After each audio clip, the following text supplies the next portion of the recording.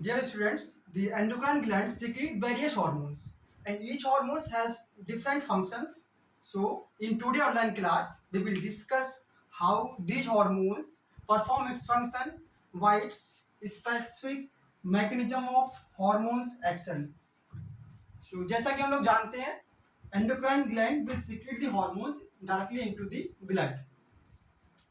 क्योंकि हार्मोन जैसे सीक्रेट होगा एंडोक्राइन ग्लैंड से वो रिलीज होगा directly into the blood and blood के थ्रू रिलीज पहुंचेगा ये each and every cell of the body.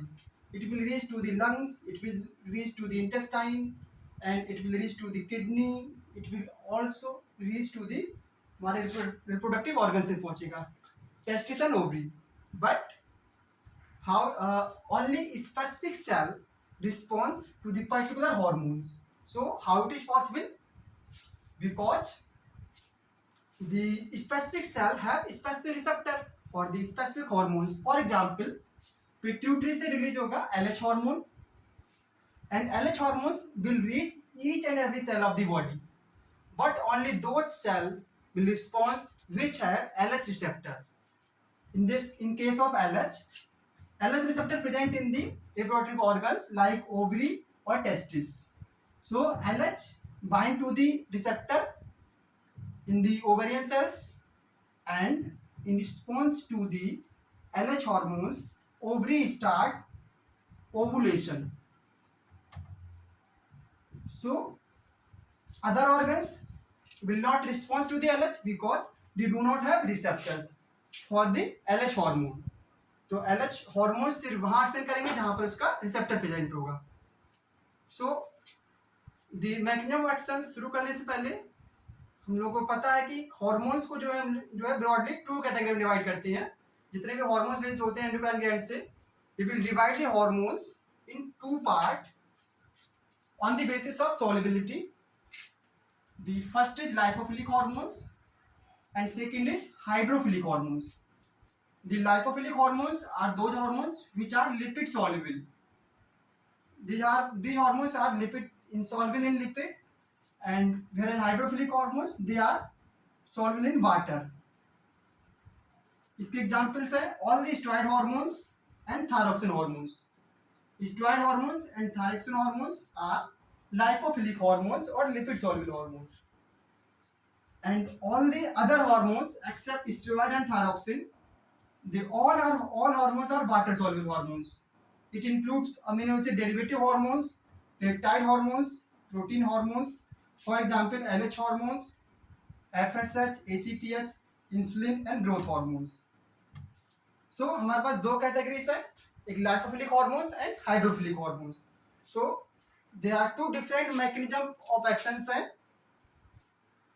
The lipophilic hormones perform the specific mechanism of actions, whereas hydrophilic hormones perform different type of mechanism of actions, and we will discuss it one by one.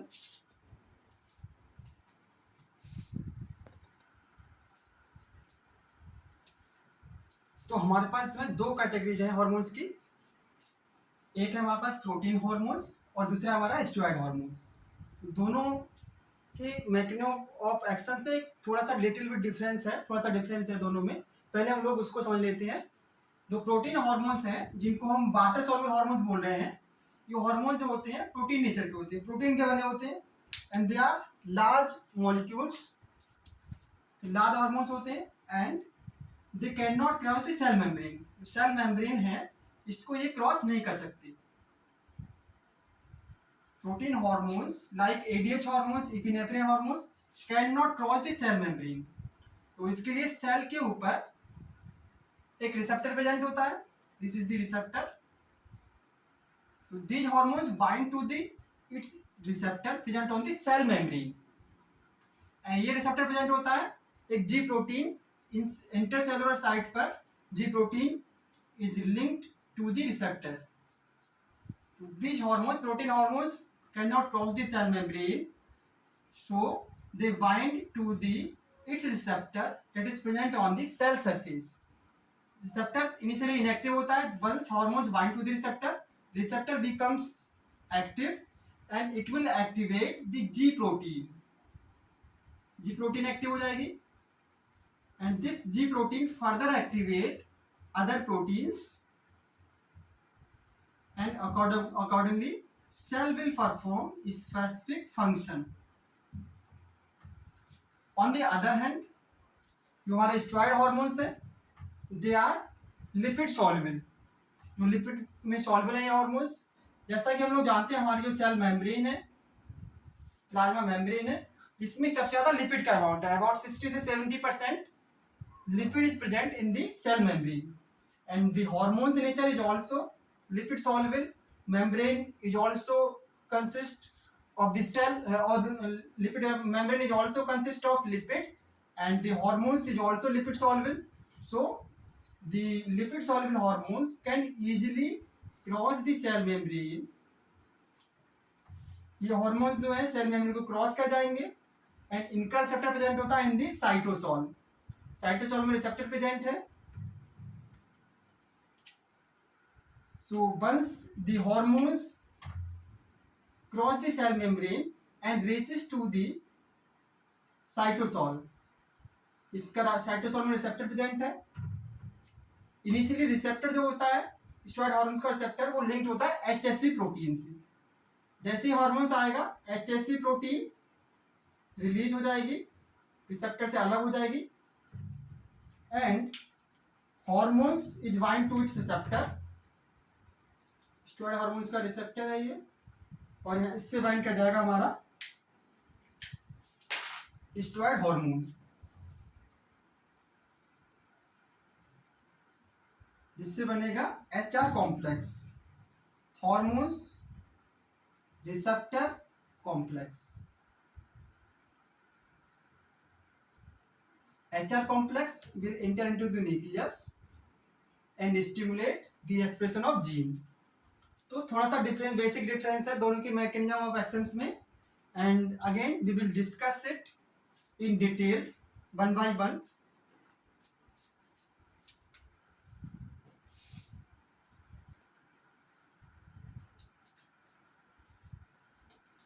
So now we are coming on the protein hormones action. कैसे protein hormones action करते हैं, तो जैसा हम लोग discuss कर चुके हैं, प्रोटीन हार्मोन्स जो होते हैं एक्ट करते हैं through its receptor present on the cell membrane. तो इनके केस में क्या होता है, रिसेप्टर प्रेजेंट होता है सेल मेम्ब्रेन पर, this is the receptor. Hormones is bind करता है दिस रिसेप्टर से, प्रोटीन हार्मोन्स बाइंड करेगा। प्रोटीन हार्मोन्स कौन सा होता है, like ADH hormones, epinephrine hormones, LH hormones, बहुत सारे प्रोटीन हार्मोन्स हैं। हार्मोन्स बाइंड करेगा रिसेप्टर से, एंड रिसेप्टर जो है लिंक्ड है इंट्रासेलुलर साइट पर। Cytosol, this is the cell membrane, this is the cytoplasm, and it is the nucleus. तो सारा प्रोसेस जो है सेल के अंदर होगा। यहाँ पर जो रिसेप्टर है वो लिंक्ड किससे है, जी प्रोटीन से। साइटोसोलिक साइट पर जी प्रोटीन प्रेजेंट है। इनिशियली जब हार्मोन्स एब्सेंट है तो रिसेप्टर इनएक्टिव रहेगा,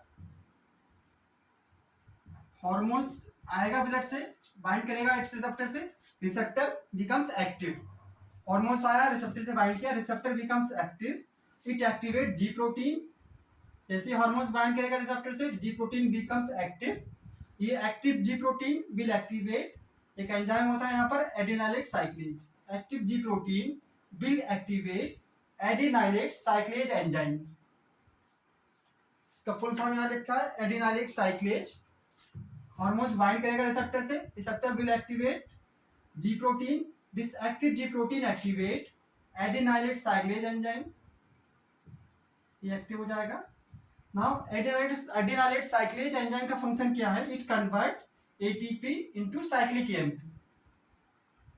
जो हमारे साइटोसोल में एटीपी पड़ा होगा उसको कन्वर्ट करेगा इनटू साइक्लिक एएमपी में। Adenylate साइक्लेज enzyme convert ATP into cyclic AMP, and cyclic AMP को हम सेकेंडरी मैसेंजर भी बोल रहे हैं। सिमिलरली इसको हम कहेंगे तो फर्स्ट मैसेंजर, हार्मोन्स को हम बोलेंगे first messenger, and cyclic AMP जो हमारा बना है it is the secondary messenger.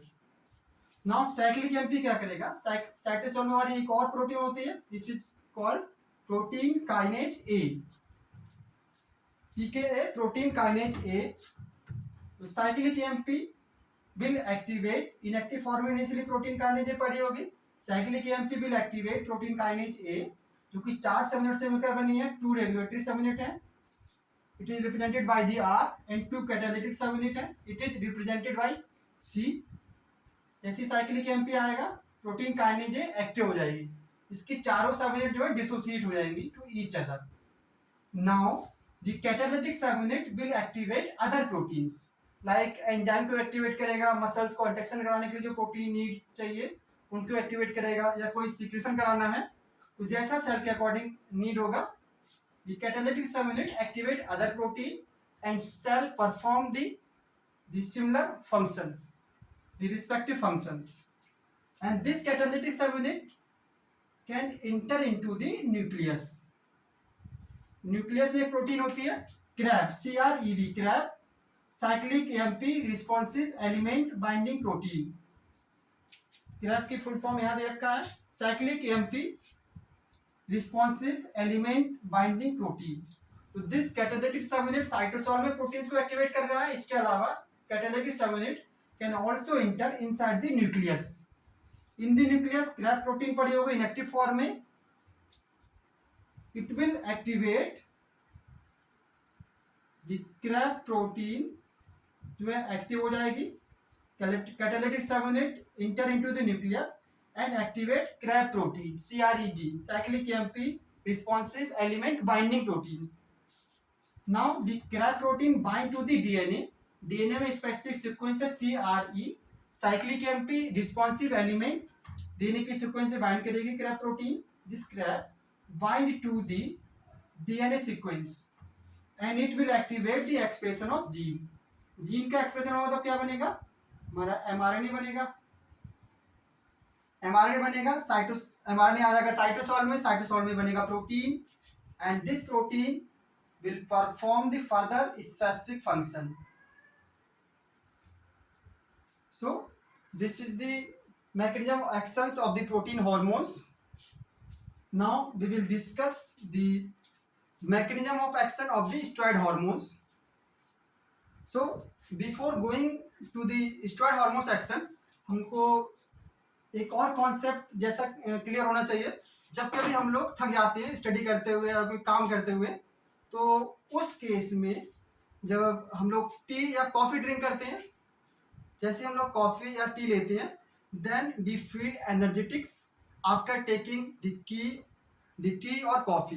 तो ऐसा क्यों होता है, इसके पीछे भी यहाँ जो लॉजिक का जो कॉन्सेप्ट है उसको भी हम लोग यहाँ से क्लियर कर देंगे कि how we feel energetics after taking the coffee और टी। जो हमारी थकान है वो कॉफ़ी और टी लेने के बाद भाग जाती है, ऐसा क्यों होता है, we will also clear here.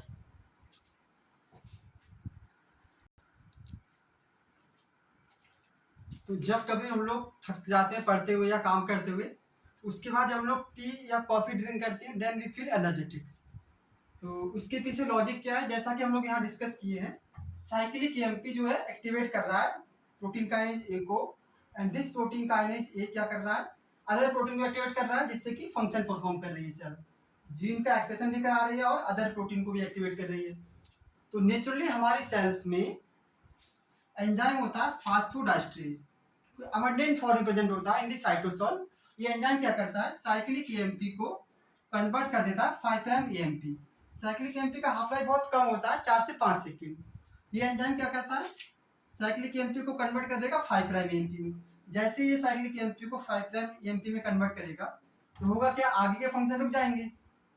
Function आगे हो रहे थे, ना तो एंजाइम एक्टिवेट होगा, ना मसल्स कॉन्ट्रैक्शन होगा, ना सिक्रीशन होगा, ना सिंथेसिस होगा, एंड इवन जीन एक्सप्रेशन भी नहीं होगा। तो फास्फोडाइस्ट्रेज एंजाइम जो है will stop this process, further सारे स्टेप्स रुक जाएंगे। कैसे रुकेंगे, ये कन्वर्ट कर देगा साइक्लिक एएमपी को इनटू 5 प्राइम एएमपी में, and 5 prime AMP is no longer secondary messenger. इसको हम सेकेंडरी मैसेंजर बोल रहे थे, जो एक्टिवेट कर रहा था प्रोटीन काइनेजों को और फंक्शन परफॉर्म करा रहा था। फास्फोडाइस्ट्रेज एंजाइम कन्वर्ट करेगा साइक्लिक एएमपी को इनटू 5 प्राइम एएमपी में। सो आगे का प्रोसेस जो है will stop here and cell will not perform any function. So इस केस में क्या होता है, जब हम लोग टी लेते हैं, टी में एक केमिकल होता है थियोफाइलिन, एंड कॉफी में केमिकल होता है मिथाइल जेंथीन।